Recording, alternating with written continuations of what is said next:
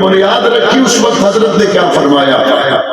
فرمایا کوئی یہ نہ سمجھے کہ یہ ایک مدرسہ ہے، یہاں پڑھنے پڑھانے کے سوا اور کچھ نہیں، بلکہ یہاں حریت کے وہ سبق پڑھائے جائیں گے کہ جب ایک مناسب تعداد جمع ہو جائے گی ہم پھر انگریز کے مقابل نکلیں گے، اور وہ جدوجہد جاری رہی۔ بالآخر یہاں سے انگریز کو منہ کی کھا کر نکلنا پڑا۔ اور آج بھی آپ اپنے ہمسائے ملک میں دیکھیں، وہ چٹائی سے اٹھنے والے ملا نے دنیا کے 40 سے زیادہ ملکوں کے دانت کھٹے کر کے رکھ دیے۔ آج بھی آپ دیکھیں وہ مدرسوں سے نکلنے والے دین حق کی سربلندی کے لیے ہر محاذ پر ہر انداز میں جانوں کے نذرانے پیش کر رہے ہیں، لیکن لمحہ بھر کے لیے نہ ان کے قدم ڈگمگائے نہ ان کے اذان میں کوئی کمی آئی۔ ایک جدوجہد ایک تاریخ ہے جس کے ساتھ یہ دستار سجائے ہوئے علماء کرام وابستہ ہیں، اپنے اساتذہ کرام کی دعاؤں کے ساتھ عملی میدان میں اتریں گے۔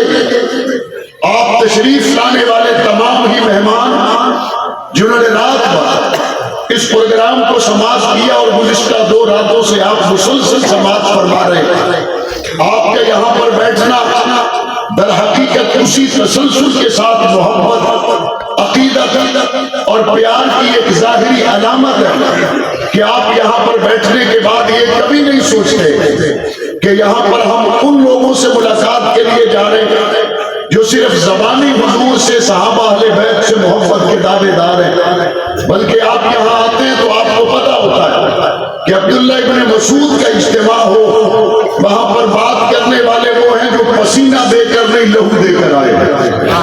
آپ یہاں آتے ہیں تو اس عزم اور محبت کے ساتھ آتے ہیں۔ ہم جن علماء کرام کے بیانات سننے کے لیے جا رہے ہیں وہ لوگ وہ ہیں کہ قریب کے عرصے میں بھی مسعود الرحمان کا جنازہ اٹھا کر آئے ہیں، وہ لوگ وہ ہیں جنہوں نے پاکستان کی شاہراہوں پر سیدنا ابو بکر صدیق کی محبت کے لیے جہاں جہاں قربانی دینے کا موقع آیا انہوں نے دریغ نہ کیا۔ آج صحابہ کرام اہل بیت عظام سے عقیدت و محبت کا یہ سفر چلتے چلتے ہم کمزور اور انتہائی کمزور لوگوں کے کندھوں تک آ پہنچا، لیکن ہمارا قبولیت کے وقت میں اپنے اکابرین اسلاف سے یہ وعدہ ضرور ہے، ہم کمزور ضرور ہیں، لیکن آپ نے جو ابو بکر صدیق کی محبت کے ہمیں سبق پڑھائے ہیں ہم آخری دم تک وہ سبق دہراتے رہیں گے انشاءاللہ۔ آپ نے ہمیں جو فاروق اعظم کی عدالت کے تحفظ کے سبق پڑھائے ہیں ہم ان کو یاد رکھے ہوئے ہیں اور اپنی اگلی نسلوں تک منتقل کریں گے انشاءاللہ۔ آپ تمام کے علم میں ہے کہ پاکستان میں گزشتہ دنوں میں صحابہ اہل بیت کی عزت اور حرمت والے قومی اسمبلی سے ایک قانون پاس کیا گیا۔ اس قانون کے پاس ہو جانے کے بعد جب اسے سینٹ میں لے جایا گیا تو سینٹ سے بھی اس قانون کو متفقہ طور پر پاس کر لیا گیا۔ افسوس سخت افسوس پاکستان کے موجودہ صدر ڈاکٹر عارف الرحمان علوی نے ناموس صحابہ اہل بیت کے اس قانون پر دستخط کرنے کی بجائے اس کے ہاتھ کانپ گئے، اور ہو سکتا ہے اب نئی اسمبلی بنی ہے تو آنے والے جوائنٹ سیشن میں ناموس صحابہ و اہل بیت بل کو دوبارہ سے اسمبلی میں زیر بحث لایا جائے۔ کانپور کے لوگوں میں آپ سے پوچھنا چاہتا ہوں اگر جوائنٹ سیشن میں ناموس صحابہ و اہل بیت بل کو دوبارہ زیر بحث لایا جاتا ہے، اندر موجود اراکین قومی اسمبلی اور اراکین سینٹ اپنا کردار ادا کریں گے، لیکن باغر دعاؤں کے ساتھ ساتھ اگر مناسب سمجھا گیا کہ عین اسی تاریخ کو اس شاہ کے مصطفیٰ، اس شاہ کے صحابہ و اہل بیت سینٹ کے باغر موجود ہوں، عین اسی تاریخ کو قومی اسمبلی کے باغر اس شاہ کے صحابہ و اہل بیت موجود ہوں، آپ اس دن خانپور سے سفر کرنے کا ارادہ رکھتے ہیں یا نہیں رکھتے؟ آپ اس دن جانے کے لیے تیار رہیں گے یا نہیں رہیں گے؟ ڈاکٹر عارف الرحمان علوی صاحب، اس سے پہلے بھی میں نے آپ کو پیغام بھیجا، جب صدر پاکستان کا ووٹ آپ کو چاہیے تھا آپ لاہور میں میرے دروازے پر دستک دے رہے تھے اور آپ یہ کہہ رہے تھے کہ مجھے صدر پاکستان پاکستان کا ووٹ دو. ہم نے آپ کو صدر پاکستان کا ووٹ اس لیے نہیں دیا تھا کہ جب ناموس صحابہ و اہل بیت کی عزت کا قانون آپ کی میز پر آئے آپ کے ہاتھ کانپ جائیں اور آپ دستخط نہ کریں.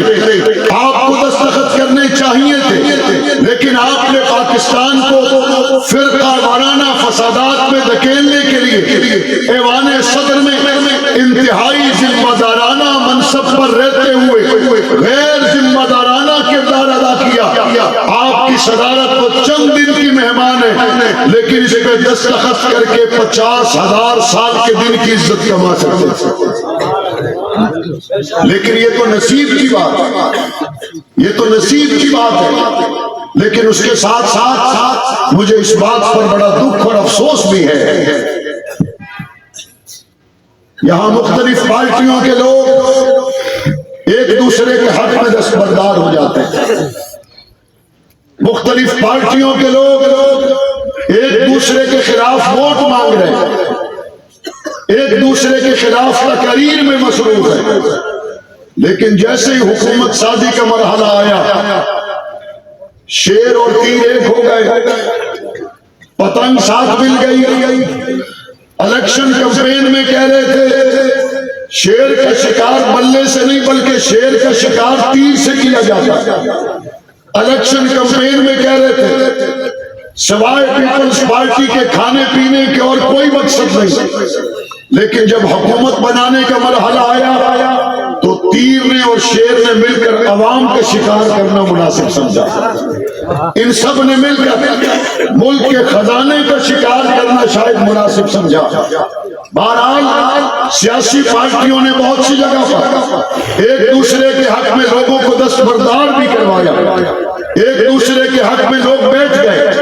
لیکن مجھے اس بات پر دکھ اور افسوس ہے مولانا عبدالاکبر چترالی جنہوں نے ناموس صحابہ بل قومی اسمبلی میں پیش کیا تھا، چترال سے وہ MNA کی نشست حاصل کرتے اور اس کے بعد وہ قومی اسمبلی میں پہنچے تھے اور وہاں انہوں نے ناموس صحابہ و اہل بیت بل پیش کیا. اس کے لیے ان کی خدمات کو ہمیشہ یاد رکھا جائے گا.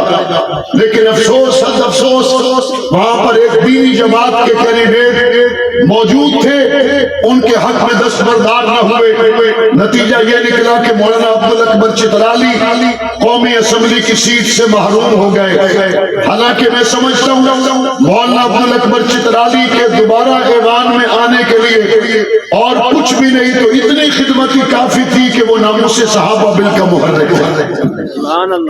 اتنی خدمت ہی کافی تھی کہ اہل بیت بل کے محرک مولانا عبدالاکبر چترالی تھے. بہرحال سیاسی صورتحال ایسی پیدا ہوئی وہ اسمبلی میں نہ پہنچ سکے اور ہم نے گزشتہ عرصہ میں دیکھا جناب کنونشن سینٹر اسلام آباد میں وزیر مذہبی امور مفتی عبدالشکور رحمت اللہ علیہ ناموس صحابہ بل بارے جس طرح کی سنجیدہ گفتگو فرما رہے تھے. چند دن کے بعد ایکسیڈنٹ میں ان کی شہادت اور اب جوائنٹ سیشن میں اگر وہ بل دوبارہ آتا ہے تو یہاں پر مولانا عبدالاکبر چترالی کا موجود نہ ہونا، یہاں پر مفتی عبدالشکور کا موجود نہ ہونا. لیکن اسباب کے درجے میں ہمیں امید ہے اللہ کی ذات سے اور اسباب کے درجے میں ہماری نظر ہے مولانا فضل الرحمان پر جن کے پاس MNA کی نشست ہے.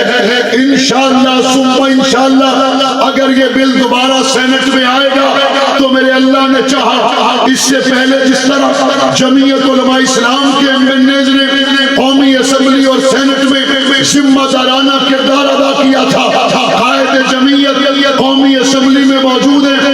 انشاءاللہ ثم انشاءاللہ صحابہ آل بیت کی عزت کا بل پاس ہوتا رہے. اس کے لیے بہت قربانی ہو چکی ہے، اس کے لیے بہت بڑی قربانی دی جا چکی ہے اور ہمارا تو بڑا صاف سا مطالبہ ہے. اگر کوئی صحابہ کی گستاخی کرے ہم نہیں کہتے کہ اس کا جواب کسی کو گولی سے دینا چاہیے، ہم نہیں کہتے کوئی صحابہ کی گستاخی کرے اس کے جواب میں کسی کو پتھر اٹھانا چاہیے. ہمارا تو بڑا آسان سا مطالبہ ہے جو صحابہ اہل بیت کی گستاخی کرے اس کے خلاف قانون حرکت میں آنا چاہیے. آنا چاہیے؟ جب ہم کہتے ہیں کہ اسلام کا نظام آئے، اس وقت بعض لوگ کہتے ہیں اسلام کا نظام نہ آئے وہ تو چور دے ہاتھ کا چھڑے دے۔ تو میں ان سے پوچھتا ہوں کہ ہاتھ تو چور کا کٹے گا، آپ کو کیوں پریشانی ہے؟ ہاتھ تو چور کا کٹے گا، آپ کے گھٹ پہ کیوں خارش ہو رہی ہے؟ آپ کو کیوں پریشانی ہے؟ جس نے چوری کرنی کوئی نہیں، اس کو اسلامی نظام کی حدود سے پریشانی بھی کوئی نہیں، جس نے قتل کرنا کوئی نہیں، اس کو قصاص کے قانون سے پریشانی بھی کوئی نہیں۔ بالکل اسی طرح صحابہ اہل بیت کی عزت کے قانون سے اس کو کوئی پریشانی نہیں ہے۔ جو صحابہ کی بھی عزت کرتا ہے، اہل بیت کی بھی عزت کرتا ہے، پریشانی صرف اسی کو ہے جو صحابہ اور اہل بیت کی گستاخی کے راستے تلاش کرتا ہے۔ صحابہ کی گستاخی کرنے والوں، اہل بیت کی گستاخی کرنے والوں، قانون بھی تمہارے خلاف بنے گا اور گستاخوں تم تختہ دار پر بھی لٹکو گے۔ نعرہ تکبیر، عظمت محمد مصطفیٰ، عظمت صحابہ، کردار صحابہ، نعرہ تکبیر۔ قانون بنے، جرم رکے۔ کہتے قانون اگر بن گیا تو اس کا استعمال غلط ہوگا۔ 302 قاتل پر لگتی ہے، پورے پاکستان میں اس کا استعمال 100% ٹھیک ہو رہا ہے، 100% ٹھیک ہو رہا ہے۔ اس کا استعمال ملک میں ٹھیک نہیں ہو رہا، تو کیا استعمال ٹھیک نہ ہونے کی وجہ سے 302 کو ختم کر دینا چاہیے؟ ضرورت اس بات کی ہے قانون کا غلط استعمال نہ ہو، قانون کا درست استعمال ہو۔ یہ تو کوئی بات نہیں کہ قانون کا درست استعمال نہ ہوا لہذا قانون ہی نہ بنے۔ درست استعمال کرنا اس کے ہم بھی حامی ہیں، لیکن قانون کا موجود ہی نہ ہونا یہ مسئلے کا حل نہیں ہے۔ جب تک صحابہ کے گستاخوں کو، آل بیت کے گستاخوں کو پاکستان میں سخت قوانین کے ذریعے پھانسیاں نہیں دی جائیں گی، سزائیں نہیں دی جائیں گی، پاکستان سے فرقہ وارانہ فسادات کا خاتمہ نہیں ہوگا۔ اس قانون بنوانے کے لیے ہمیں ہتھکڑیاں پہننی پڑی، پہن جائیں گے، تختہ دار پہ جھولنا پڑا، جھول جائیں گے۔ اسلام آباد میں ایک دن کے لیے نہیں، سالوں سال بیٹھنا پڑا، بیٹھ جائیں گے، لیکن گستاخ صدیق کے لیے قانون بنوا ڈالیں گے۔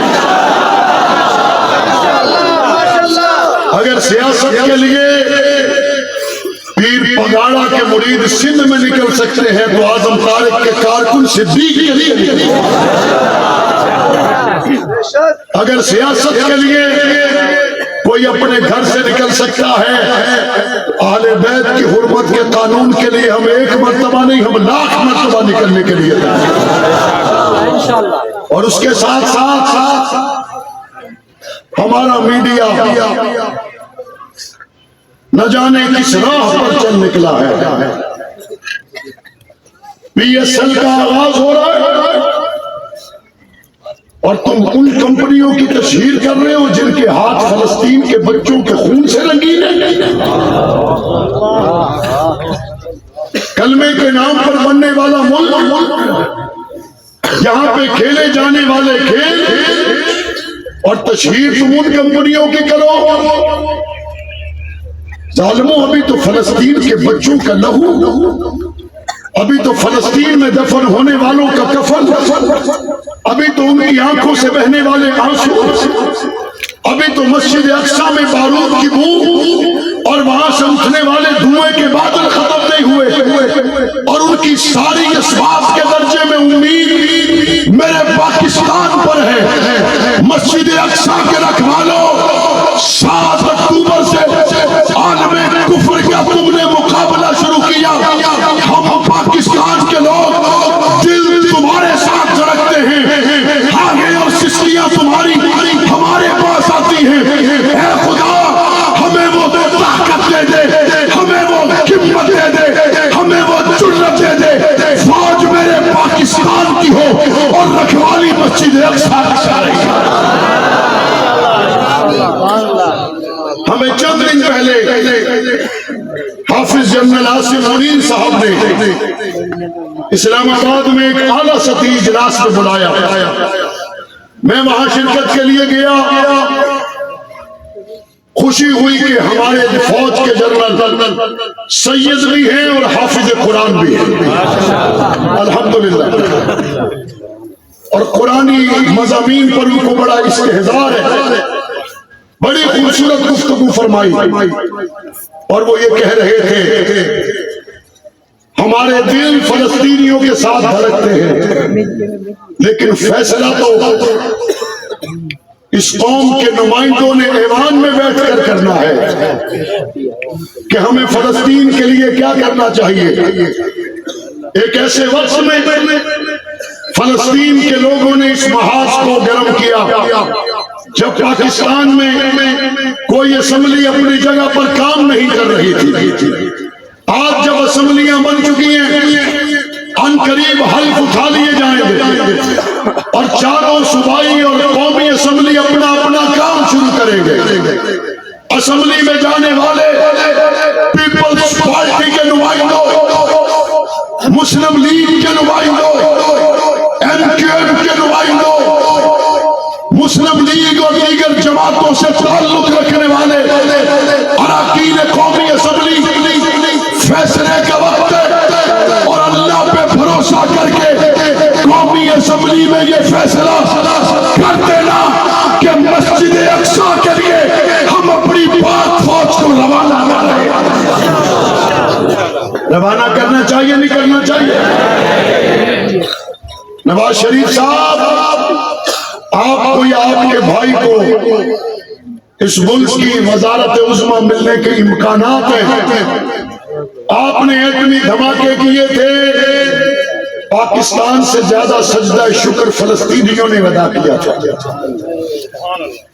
فلسطین کے لوگوں سے جب پوچھا گیا تم سجدے کیوں کر رہے ہو، تم خوشیاں کیوں منا رہے ہو،